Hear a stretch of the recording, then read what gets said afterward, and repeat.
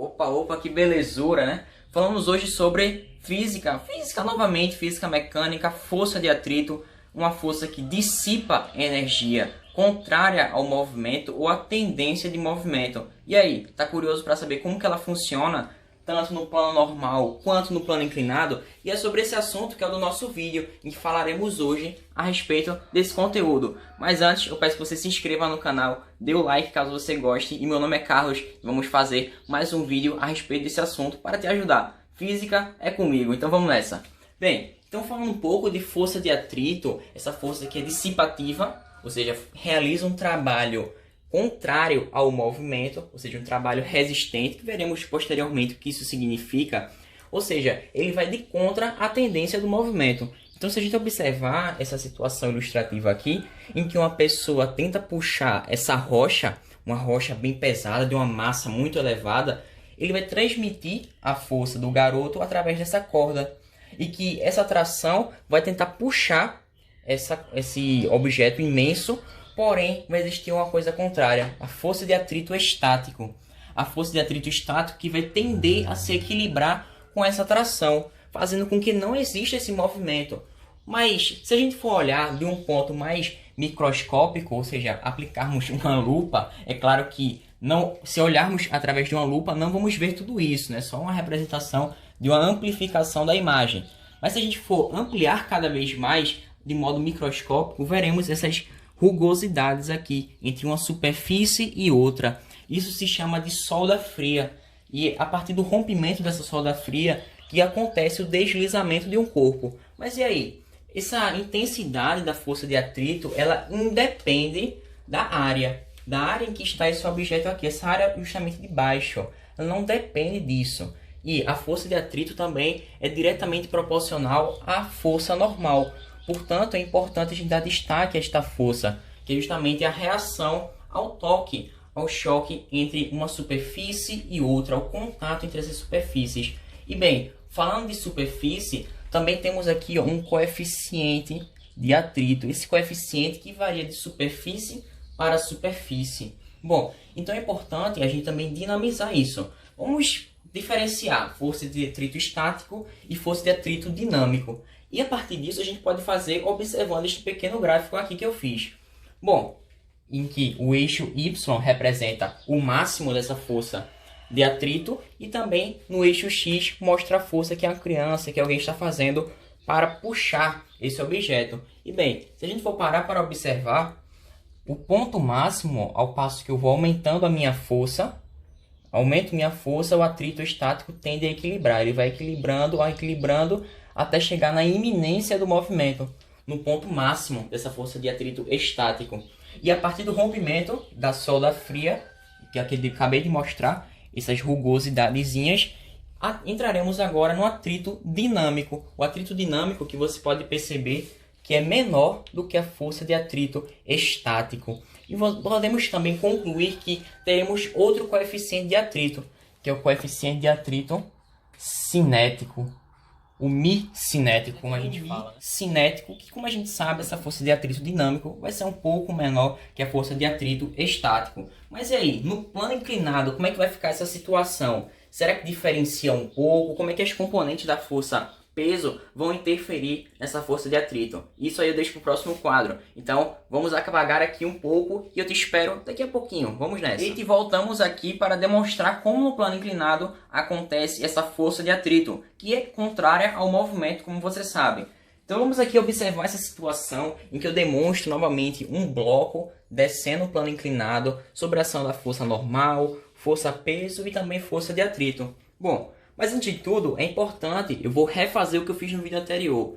Decompor a força-peso e também perceber o quanto que essas componentes da força-peso estão relacionadas com essa força de atrito. Calma aí que você vai perceber logo mais. Vamos nessa. E observemos também o ângulo, né? Esse ângulo alfa, no caso o alfa pode ser θ, ômega, você que sabe. E a partir desse ângulo vai interferir diretamente tanto na força normal quanto na força de atrito. Mas vamos nessa, vamos lá.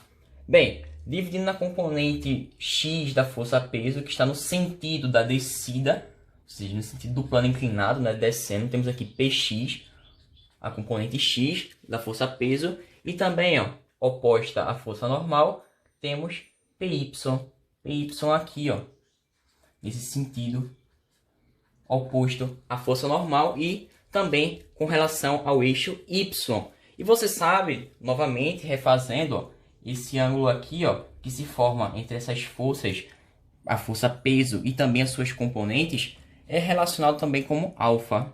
A gente pode chamar alfa, por quê? Por semelhança de triângulos, tá? Esse alfa daqui, desse triângulo maior do plano inclinado, corresponde também a esse alfa que está aqui entre esses vetores. Mas bem, você sabe que a força de atrito é contrária ao movimento.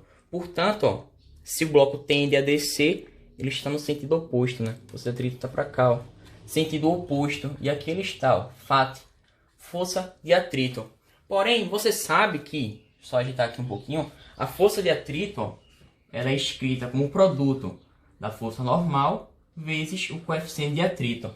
E bem, a força normal a gente não pode simplesmente colocar dessa maneira seca aqui. Bem, observemos que a força PY, o vetor PY, ou seja, a componente da força peso, ele justamente se relaciona com a força normal, porque eles são em módulo iguais, né? Então, se eles são em módulo iguais, eu posso colocar essa normal, vamos sendo aqui, ó, PY, no plano inclinado PY, né? Vezes o coeficiente de atrito, ou seja, a força de atrito é o vetor PY vezes o coeficiente de atrito. Mas se você quiser reescrever de outra maneira, um pouco mais clara, você pode colocar o peso vezes o cosseno, porque o cosseno de alfa, nesse caso, ele corresponde a justamente PY vezes o coeficiente de atrito é igual a força de atrito no plano inclinado. Então temos aqui essa nossa primeira relação. Mas se a gente for considerar um outro caso em que existe uma iminência do movimento, ou seja, está quase descendo, quase no movimento de descida, então a gente pode relacionar tudo isso de uma maneira um pouco mais distinta. Bom, novamente eu repeti o desenho, né, em que eu coloco a força peso, força normal e que eu projeto também as suas componentes, formando novamente um ângulo alfa, que corresponde ao ângulo alfa do plano inclinado. E se você for parar para pensar um pouquinho, observemos que a força normal aqui acima, o vetor C, e para onde está a força de atrito? Contrária ao movimento, né? Então vou colocar aqui. Por que eu vou colocar aqui? Que eu só estou reordenando os vetores. Coloquei a força de atrito aqui acima, né? Reordenando, porque na verdade ele estaria aqui abaixo. Observando essa reordenação aqui dos vetores, esse reordenamento, eu posso perceber que podemos aplicar as relações trigonométricas para o ângulo alfa. E dentre elas, temos a tangente, que é a relação do cateto oposto, aqui ó, tangente, cateto oposto dividido pela cateto adjacente. Então, quem é o cateto oposto nesse caso? A força de atrito. E o cateto adjacente é a força normal. E se eu reescrever força de atrito e força normal, eu tenho que o coeficiente de atrito vezes a normal corresponde justamente à força de atrito, dividido pela normal mesmo em si, tá? Não modifica nada. Portanto, se eu tenho normal em cima e embaixo, eu posso simplificar. Normal corta com normal. O que nos resta é que a tangente de alfa é igual ao coeficiente de atrito. E aqui está como... E tudo isso se comporta em um plano inclinado. Aqui está o que você precisa saber. Mas agora, não podemos ficar somente na teoria. Vamos para os exercícios que vão te esperar agora mesmo. Vamos aqui para o nosso primeiro exemplo, a questão da SpaceX, Escola Preparatória de Cadetes do Exército, ou seja, uma questão militar, que vai nos trazer como esse plano inclinado está relacionado com a força de atrito, também com Px, ou seja, os componentes da força peso. Então vamos nessa. Bom, aqui a questão nos mostra um bloco de massa 100 kg que está conectado a ele 3 polias móveis. E essas polias móveis têm o intuito de facilitar a subida desse bloco. Porém, a questão nos informa que a partir do uso dessas polias, ela quer justamente qual que é a força que eu preciso fazer para que essa caixinha suba em velocidade constante, ou seja, em equilíbrio. Bem, mas você sabe que antes de tudo, como a situação aqui é de dinâmica, a gente precisa denominar todos os vetores aqui presentes e atuantes justamente nessa caixinha. Então aqui a gente tem, ó, forçando a descida desse corpo, Px. Px que está nesse sentido, descendo ao longo do plano inclinado. Além de Px, como o movimento é para cima, a subida, mesmo que seja em equilíbrio, bom, a força de atrito vai estar no sentido oposto à tendência do movimento. Então a força de atrito vai estar aqui, ó, descendo também. E veja bem, se eu quero que a resultante seja nula, eu tenho que utilizar também o conceito das polias móveis. Porque eu sei que a força que eu vou aplicar para que esse bloco suba em equilíbrio é relacionado com a força peso dividido por 2 elevado a n, em que n é o número de polias móveis ali presentes. Bem, se você não sabe disso, tem um vídeo no meu canal que eu falo a respeito desses tipos de polias fixas, móveis, e que eu explico o porquê que vai aparecer justamente esse 2 elevado a n aqui na parte de baixo, no denominador. Mas bem, sem mais delongas, vamos justamente à nossa resolução. Se eu quero saber quanto vale Px, quanto vale a força de atrito e, consequentemente, quanto vale a minha força que eu vou aplicar, eu preciso calcular, né? Eu preciso calcular separadamente cada uma delas. Portanto, Px, que equivale ao peso vezes o seno do ângulo, vamos calcular agora, né? Vejam bem, o seno equivale a 0,6, o seno de alfa. Então, eu tenho aqui 0,6 vezes o peso, que como a massa é de 100 gramas, o peso vai ser de 1000, né? 1000 newtons aqui presentes. Portanto, Px é 600 newtons. Já Py é o contrário, né? O peso vezes o cosseno de θ aqui. Mas eu coloquei alfa, mas não importa, tá? Pode ser θ, pode ser ômega, o que você achar melhor. E vejamos que o peso, novamente, 1000 newtons, vezes quem? Vezes justamente o cosseno, que equivale a 0,8. Só que você sabe também de vídeos anteriores, da parte anterior, que a força de atrito no plano inclinado ela é explicada como Py vezes o coeficiente de atrito. Então, nos basta aqui utilizar o que a gente acabou de achar aqui acima, quanto vale Py, que é justamente 800 newtons, né? Somente andar com a vírgula. Então, se eu coloco 800 vezes o coeficiente de atrito que a questão nos informa, que é justamente 0,5, eu vou colocar aqui, ó, somente essa multiplicação. 0,5 ou dividido por 2, né?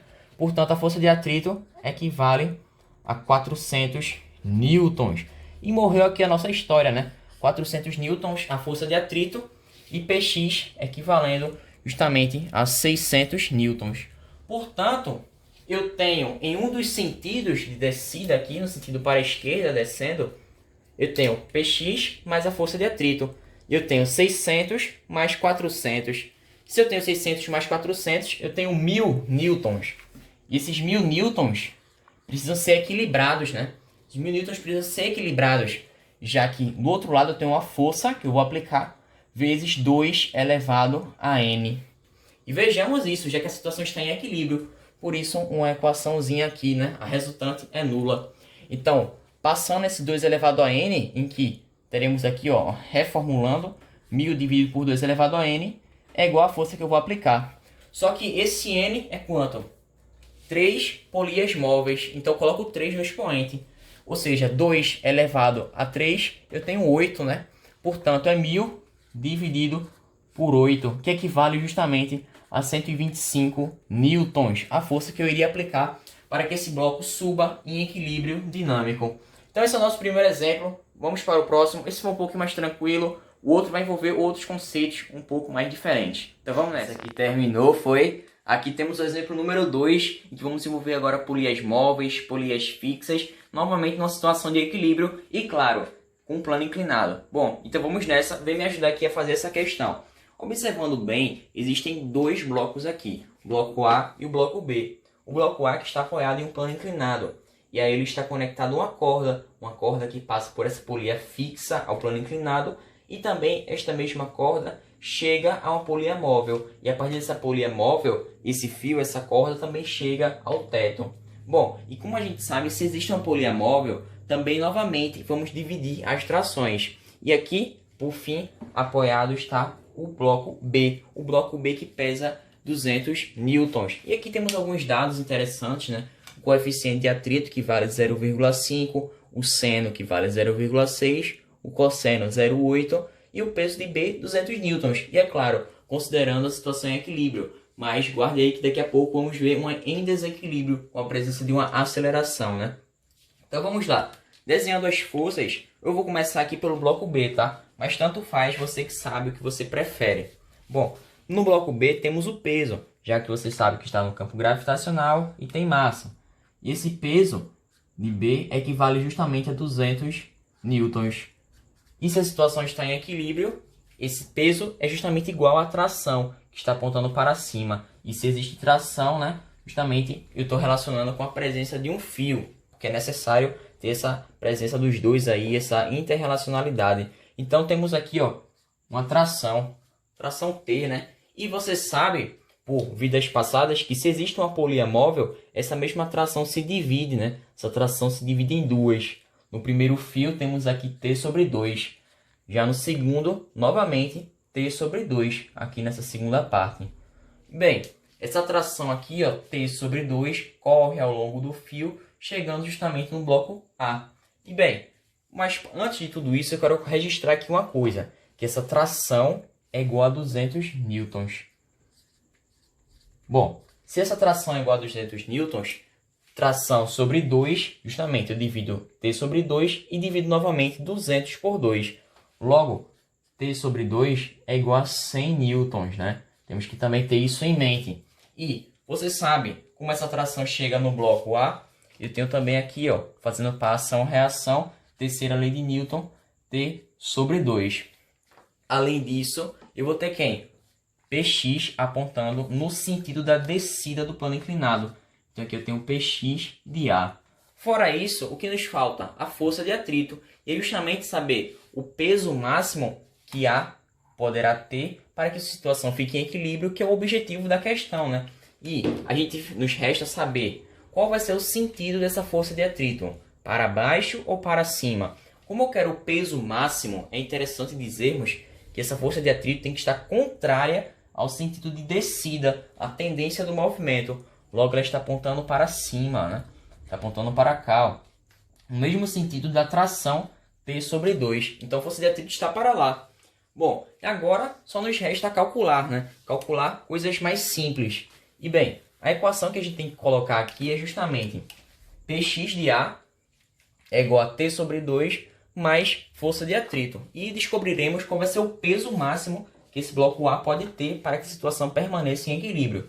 Então, Px de A eu posso colocar de modo que massa vezes aceleração da gravidade é justamente multiplicado pelo seno de θ, ou seja, Px é igual a T sobre 2, como a gente viu, equivale a 100, mais força de atrito. E força de atrito, você já sabe, né? Força de atrito equivale justamente ao peso, novamente mg, vezes o cosseno, vezes o coeficiente de atrito. E aqui temos justamente a força de atrito presente. Bom, agora o tratado da gente é mais uma coisa mais simples, né? Uma coisa sem tantas dificuldades. Por quê? O que eu quero falar agora para você é que justamente teremos uma presença um pouco mais diferenciada. Porque o que faremos agora é justamente trocar o que está presente aqui. Trocar nossos valores, né? Já que temos os dados aqui nos ajudando. Então, a massa vezes 10, vou colocar aqui 10, tá? Que é a aceleração da gravidade, vezes 0,6. E se eu tenho 10 vezes 0,6, eu só ando com a vírgula. É bem simples, né? Então, 6m aqui no primeiro membro, igual a 100, mais 10 vezes m, né? Já que eu tenho a aceleração da gravidade, vezes o cosseno, que é 0,8, ou seja, 0,8 vezes 10, dividido justamente por meio. Fazendo todas as multiplicações, teremos aqui 8m dividido por 2. Esse que 8 ressalta a beleza que nós temos, né? Muito belo esse 8. Bom, e se eu quero fazer com que essa equação esteja mais balanceada ainda, eu tenho 6m menos quem? Menos 8m dividido por 2, ou também conhecido como 4m, igual a 100. E 6 menos 4, 2m, ou seja, 2m é igual a 100. Logo, se eu passo esse 2 dividindo, o m é igual a 50 kg, ou também conhecido na forma de peso como sendo 500 newtons. Aqui está presente a nossa resposta, nosso segundo exemplo, que de uma maneira mais simples, sem tantas dificuldades, vamos fazendo. Eu te espero para o próximo exemplo. Vamos nessa! Para o terceiro exemplo, em que veremos agora a situação em desequilíbrio, um pouco diferenciada, já que nos exemplos anteriores existe um equilíbrio, né? Ou seja, fosse resultante seria zero. Aqui não é zero, pelo contrário, vai ser maior do que zero. Então vejamos aqui o que acontece justamente nesse exemplo em que temos dois bloquinhos, bloquinho A e bloquinho B, apoiados num plano inclinado. E sobre eles é feita uma força F de uma certa intensidade, que esse é o objetivo da nossa questão, achar quanto que ela vale. E bem, temos os dados, né? O bloquinho A equivale a 8 kg, o bloquinho B equivale a 2 kg, a aceleração total do sistema é 1 metro por segundo, veja que não é zero, não é nula. O coeficiente de atrito, ou seja, ressalta a força de atrito aqui, equivale a 0,5. Temos o cosseno de A e o cosseno de B, respectivamente o A cosseno seno 0,8 e o seno de alfa seno 0,6. Então, se observarmos aqui novamente esse plano inclinado, ao realizar essa força externa em A vai empurrar B, e A empurrando B, B empurra A, pela terceira lei de Newton, ação-reação, sentidos opostos, porém de mesma intensidade e direção. Bom, então observando aqui, basta aplicarmos novamente justamente a primeira lei de Newton para os dois blocos. E podemos aqui perceber o quanto que as forças estão presentes, já que eu preciso utilizar a presença desses vetores para que justamente seja satisfeita a nossa questão. Então, olhando para o bloco A, temos o quê? Se ele está num plano inclinado, obviamente ele vai tender a descer, né? Então temos aqui PX. PX vai tender a descer. Porém, como o movimento é de subida, é ascendente, o atrito vai estar apontando também no mesmo sentido de PX, porque ele está subindo e o atrito é resistente, ou seja, no sentido oposto. Então vai estar aqui também a força de atrito, né? Vou colocar aqui FAT, força de atrito. Fora isso, ao realizar um par ação-reação, e o A empurra o B para frente e o B empurra o A para trás, no sentido oposto, né? Então temos aqui Fzinho e Fzinho, né? Então colocando para diferenciar esses Fzinhos aí. Bom, então observando o sentido dessas forças e aplicando a segunda lei de Newton para o bloco A, temos que, como o sentido é para cima, a subida, portanto, Fzinho, F maior no caso, precisa ser maior do que tudo aqui, né? Precisa ser a maior força, já que ele está no sentido da força resultante. Então, F menos Px de A, menos força de atrito, que também está no sentido oposto a F grande, F maiúsculo, menos Fzinho, que é a força de ação, né? Ação-reação ali presente. Igual a quanto? A massa de A, que é 8, vezes a aceleração, que é 1. Mas aqui eu estaria multiplicando por 1, né? Então não importa nesse caso, eu vou deixar só 8 mesmo. Para o bloco B, temos que forças atuantes. Veja bem, a maior força que está no sentido do movimento é essa aqui, ó, que fez para ação-reação, exatamente o Fzinho, que empurra B para frente. Então eu vou colocar aqui, ó, já um Fzinho, menos Px de B, que está descendo, fazendo com que ele desça cada vez mais, né? Px de B menos quem? Menos a força de atrito que é exercida sobre B, né? Que é diferente da exercida sobre A, tá? Isso é interessante citarmos, já que os pesos são diferentes. Então, temos aqui FAT de B é igual a exatamente quanto? Igual a justamente 2, né? Já que a massa, que é 2 kg, vezes 1, que seria a aceleração. E agora, o que a gente pode fazer de maneira simples, sem tantos problemas? Somar as duas equações. E se eu somo e percebo aqui que tem um Fzinho positivo, um Fzinho negativo, eu posso justamente cortá-los, né? Já que eu estou somando positivo com negativo. Então, nossa equação fica F menos Px de A menos força de atrito de A menos Px de B menos força de atrito de B é igual a justamente 10, né? Já que eu somo 8 mais 2 é igual a 10. E agora só nos basta substituirmos esses valores, né? Px de A, você sabe que Px de A é o quê? O peso de A vezes o seno, e o seno de alfa, né, no caso. O peso de A, como equivale a 8 kg, seu peso vai ser 80. 80 vezes 0,6, que é o seno, né? Então temos 48 newtons aqui presente. E a gente já pode substituir aqui, ó. F menos 48. Menos a força de atrito de ar. E quanto vai ser essa força de atrito de ar? Aqui a gente pode calcular novamente, né?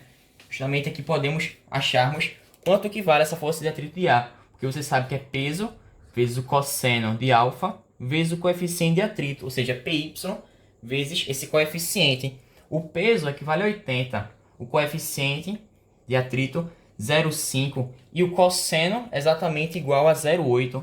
E se a gente fizer essas multiplicações aqui, perceberemos que esse valor vai ser justamente 32 newtons, né? Já que se eu multiplicar 80 vezes 0,8, teremos 64. 64 dividido por 2, justamente 32 newtons. Ou seja, menos 32 aqui. Menos Px de B. Px de B que equivale exatamente a quanto? O peso de B, que por ser 2 kg, vai ser 20 newtons, né? O peso de B vezes o seno de alfa. Confia que tá tudo certo. Vamos nessa. Px de alfa, vamos lá. Bem, o peso de B, 20, vezes o seno, que equivale a 0,6. Então, se eu corto 0 com 0, percebo que vai ser 6 vezes 2. Portanto, 12 newtons. Ou seja, Px de B, 12. Menos a força de atrito em B. Força de atrito em B, que vai ser justamente a mesma coisa que a gente acabou de achar para A. Ou seja, PY vezes justamente o cosseno que a gente acabou de achar, né? Então, peso vezes o cosseno, teremos a multiplicação também vezes o coeficiente de atrito. E se eu acho tudo isso justamente com relação a B, o peso de B é quanto? 20. O cosseno equivale a 0,8. E o coeficiente de atrito divido por 2, né? Já que é 0,5 na multiplicação. Portanto, se eu corto 0 com 0 aqui, eu tenho 16 vezes 0,5, ou também conhecido em outras línguas como 8 newtons. E eu coloco aqui, ó, novamente 8 newtons como sendo essa nossa resposta. 8 newtons aqui em força de atrito em B. Igual tudinho igual a 10. E agora o que eu faço? Passo todo esse termo que está negativo aqui para o outro lado de maneira positiva. E quando eu faço isso, essa soma aqui vai ser menos 100. Como o positivo se torna negativo e o negativo se torna positivo, ao transtornar justamente esses termos, o que eu faço? Eu somo, né? 10 com 100. Portanto, a força Fzinho equivale a 110 newtons. E aqui temos o nosso gabarito, já que eu passei esse 100 negativo de forma positiva, somando 100 com 10. E aí, esse foi o nosso terceiro exemplo. Vamos para o próximo, em que esse aqui vai ter um pouco mais apetite. E agora, nesse último exemplo, deixemos para lá plano inclinado. Vai ser uma situação um pouco mais diferenciada. Um plano normal, em que veremos uma bolinha, uma certa partícula, e que ela passa por dois trechos, né? Um trecho que tem um certo coeficiente de atrito e em outro trecho que tem um coeficiente de atrito diferente. E aqui a gente quer saber em quantos metros essa bolinha vai parar. Sabendo que o primeiro trecho equivale a 50 metros, tendo o coeficiente de atrito 0,2, e ele vai andar um x metros, uma quantidade x de metros, no segundo trecho, que tem um coeficiente de atrito igual a 0,4. Bem, sabemos que essa bola ela tem uma velocidade inicial de 20 metros por segundo, e cuja massa é equivalente a 5 kg. Mas e aí, o que a gente pode fazer inicialmente? Antes de tudo, como a questão é de dinâmica, temos que saber qual vai ser a força resultante aqui presente. Bom, esse corpo seguiria em velocidade constante sempre, desde que não houvesse atrito dissipando aquela energia. Portanto, eu tenho que saber que a força resultante é igual à força de atrito. Bem, então se eu colocar aqui, ó, força resultante é justamente igual a FAT, a força de atrito. Você sabe que força resultante é igual a massa vezes a aceleração. Força de atrito é força normal vezes o coeficiente de atrito. Só que a normal coincide com a força peso nesse caso, já que eles estão se anulando aqui, o vetor peso com o vetor força normal, já que não existe nenhum movimento na vertical. Então aqui, ó, eu coloco mg, né? Peso vezes o coeficiente de atrito, que é 0,2. Nesse caso, né, nesse primeiro trechinho. Portanto, eu posso cortar massa com massa, já que está tudo multiplicando. E essa aceleração vai ser igual a 10, que é a aceleração da gravidade, vezes 0,2. Portanto, a desaceleração, no caso, é menos 2 metros por segundo ao quadrado, se a gente for considerar justamente o sinal. Então, se eu quero saber justamente qual vai ser a velocidade com que essa bolinha vai chegar aqui, tendo em vista que ela percorreu 50 metros sob a força de atrito, bom, eu posso utilizar justamente a equação de Torricelli, né? Já que a questão não pede em nenhum momento o tempo a respeito disso, não pede e nem deu. Portanto, eu a equação de Torricelli aqui, ó, velocidade final ao quadrado é igual a velocidade inicial ao quadrado mais 2 vezes a aceleração vezes o deslocamento. Velocidade final dela a gente não sabe, é o que a gente quer, né? Velocidade final ao quadrado igual a velocidade inicial ao quadrado, que é 20, né? 20, porém ao quadrado, ou seja, 400 menos, cuidado, viu? Menos, já que temos uma desaceleração, que é pela força de atrito, ela dissipa a energia, menos 2 vezes a aceleração, né? Que vai desacelerar no caso, vezes 2 vezes o deslocamento, que a gente sabe que é de 50 metros, né? Que ele percorreu no primeiro trecho, né? Então 50 metros aqui. E se eu tenho 400 menos 2 vezes 2, 4. 4 vezes 50, 200. Portanto, velocidade final ao quadrado, ó, será 200. Bom, precisa saber essa velocidade aqui, passar a raiz, ficar aquela coisa aglomerada, muita coisinha? Não precisa, porque na verdade isso aqui vai nos servir de base para acharmos esse deslocamento posterior, né? Já que eu vou ter que utilizar novamente essa equação de Torricelli para o segundo caso. Então guarda aqui essa velocidade, essa informação que essa velocidade é ao quadrado, porque justamente essa velocidade final, nesse caso, vai se tornar inicial no segundo membro. Então vamos lá. Se, passando para o próximo trecho, existe um coeficiente de atrito diferente, é natural dizer que existe uma força resultante diferente. Mas eu vou fazer exatamente a mesma coisa, E novamente, o módulo dela vai ser diferente, porém a responsável vai ser a mesma, né? E que a força resultante novamente vai ser a força de atrito. Então, se eu sei que essa aceleração aqui é igual a justamente a gravidade 10 vezes o coeficiente de atrito, que é 0,4, então essa desaceleração vai ser o quê? Considerando o sinal, né? Menos 4 metros por segundo ao quadrado.